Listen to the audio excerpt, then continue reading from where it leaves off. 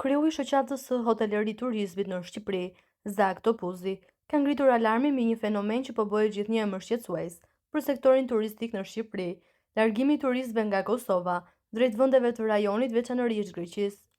Në një deklaratë për media, Topuzi tha se Kosova ka intensifikuar bashkëpunimin me Maqedoninë e Veriut për të krijuar një korridor të lehtësuar drejt destinacioneve greke, çka e bën më të tërheqëse për pushuesit kosovar që kërkojnë alternativa të reja dhe më të organizuara për pushimet verore.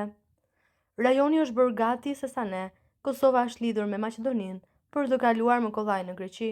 Kjo tregon se ka një mungesë përgatitje nga ana jon për të mbajtur dhe rritur interesin e turistëve kosovar në Shqipëri, ka thënë Topuzi, duke theksuar se Shqipëria po humbet një nga tregjet më të qëndrueshme dhe besnike të turizmit. Ai theksoi se nuk është fjala vetëm për periudhën verore, por për potencialin që ka Shqipëria për të ofruar një eksperiencë turistike gjithvjetore për të rinj nga Kosova.